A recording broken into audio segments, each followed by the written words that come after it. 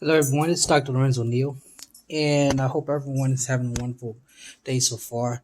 I want to jump on real quick and give my thoughts on the shooting and death of Atatiana Jefferson by a Fort Worth police officer. First and foremost, we have to see this as an isolated event, even though it did happen in the same area, Fort Worth area, Dallas Fort Worth Metroplex area.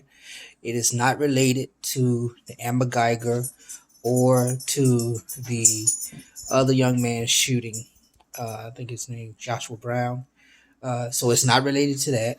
Second, we must assume um, that this is more apt to uh, a deficiency in officer training and reaction, in that this person, the perpetrator, is a rookie cop.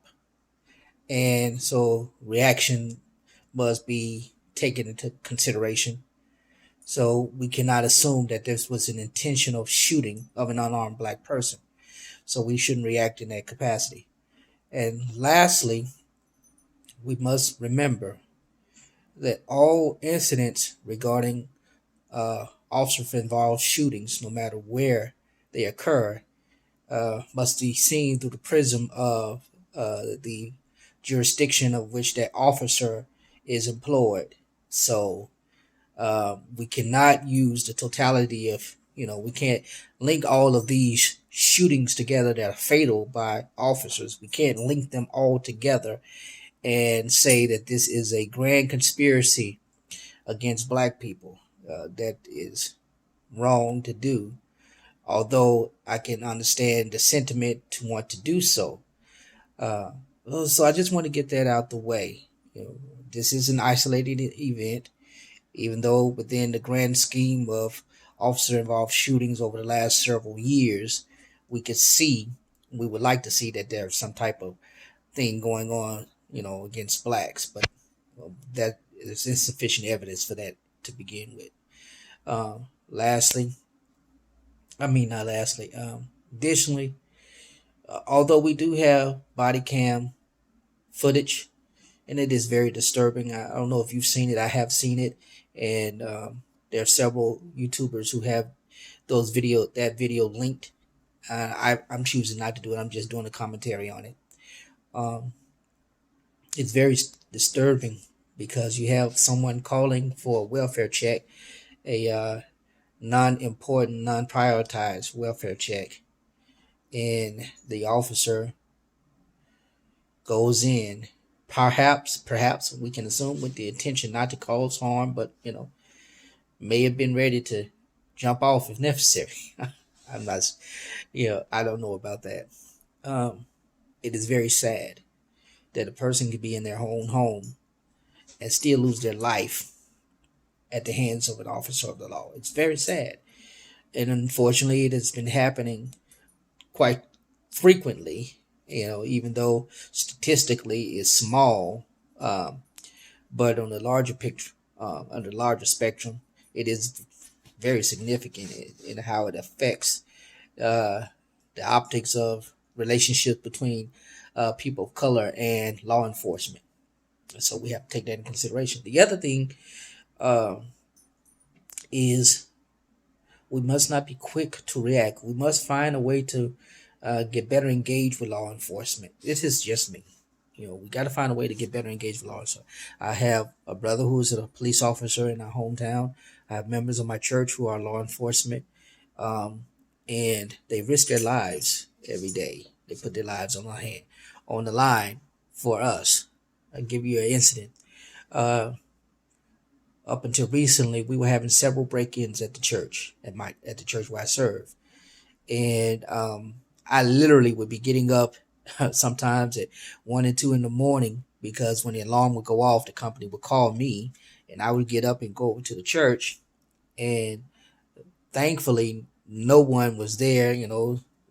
We had we had bad doors, and some faults in the alarm.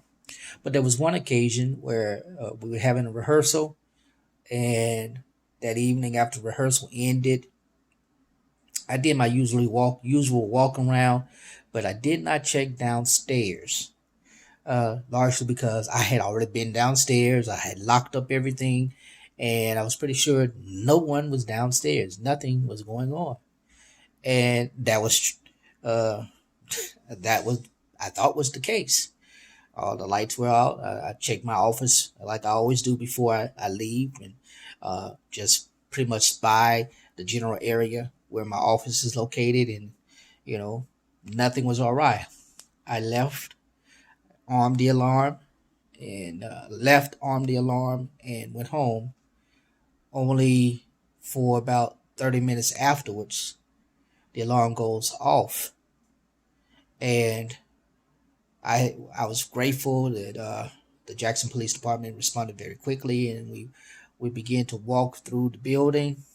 And as we were walking first upstairs in the sanctuary to make sure, and then as we were walking downstairs where my office is located, um, we were approaching the kitchen area. We had checked all the hallways, all the classrooms, and we were approaching the kitchen area, and the officers noticed someone moving.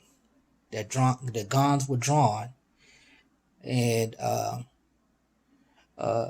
when they went, because it was dark, so they were ready to draw their weapons. And as they drew their weapons, a person came forward, and happened to be a young teenage girl from out of the neighborhood.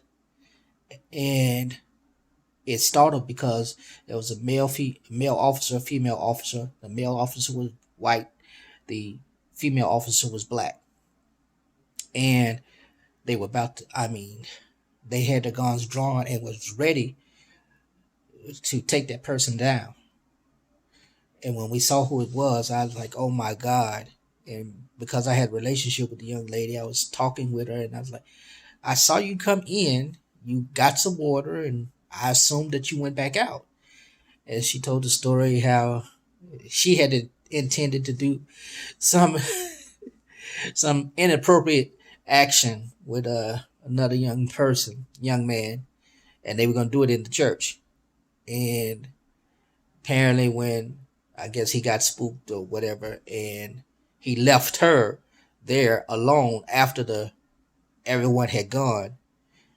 And when the alarm went off, he left her. And I guess she let him out the door. I don't know how it happened, but anyway, we had to talk to the young girl because the officers were about to react, and she could have lost her life in the church. And I'm glad that the officers were less reactive. I wish the officer in the case of the young lady, Miss Jefferson, had done the same, been less reactive. Maybe she would still be alive. It's grieving to me that such a thing happens, and we must be vigilant to law enforcement agencies across the spectrum, across every municipality. We must demand that their training it becomes better. But at the same time, we must also raise our voice against the violence and injustice we commit against ourselves. And we shouldn't get outraged when it happens because there's a white officer involved shooting of an unarmed black person. That's a legitimate reason to express some angst. It is very legitimate. But we must express the same angst, the same outrage, the same sense of seeking justice for our brothers and sisters who are killed by our own hand, black on black crime. We can't dismiss that. And I know there'll be some who arguing that that's not an issue. It is an issue. If we're going to call and rally against injustice, we must rally against injustice of every kind, and that includes the kind that we don't really want to address. It is so. My whole point of this video is to express my grief in this entire saga. It's sad. It's sad that it's happening after so much else is happening in the city of Dallas, with the Amber Geiger case and with the Joshua Brown case. I think I say his name right. The reflection of impropriety and corruption in the Dallas Police Department. It is very it's untimely for certain. It is bad timing, but this shouldn't get us down. This should help us as a community be more engaged with each other and with those who serve us in securing our areas. So I want to take this opportunity to invite you to, of course, pray for her family, but also engage your local leadership, municipal leadership. Be aware who your police chief is. Try to build, if you're a pastor or you're leader of a fellowship, a faith community of some sort, reach out to those in law enforcement leadership.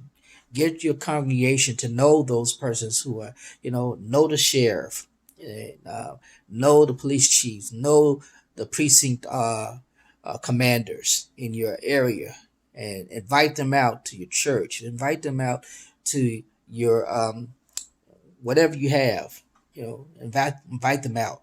Get involved. Here in Jackson, they have community policing, uh, and they have an opportunity for citizens to learn in a week what law enforcement officers trained for, and wow, that what they go through. They get to learn that, and it helps them better understand the relationships between the officers and the community. So learn that, and get your people engaged on every level. Also, this is again Domestic Violence Awareness and Prevention Month. I want to encourage those of you who may know someone or believe someone who may be involved in an abusive relationship, that may be a male, female, or child, um, to call the domestic violence hotline, and involved, reach out, do more. This started off as Miss Jefferson's case started off as a welfare check, and it was a noble intent, and it came to a tragic ending. But be aware of what's going on in your family. And, you ain't gotta get all in their business, but it's good to be concerned. Anyway, thank you so much for watching. I hope that you like. Please hit that like button. If you have not done so, subscribe to this channel, and also hit the bell for notifications of future uploads. And we invite you to support us in all that we do on Patreon and PayPal. That information will be provided in the description below. Also, we have launched a new podcast called Be Your Differentiated Self. It's available on every platform you can hear podcasts. That is Apple Podcasts, that is Google Podcasts, on Spotify. Simply look up Be Your Differentiated Self with Dr. Lorenzo Neal. We invite you to listen to that. We just launched it, so we appreciate all that. And also tune into the Zero Today radio show that happens on Blog Talk Radio on Wednesdays. So appreciate all that you do. Bless you.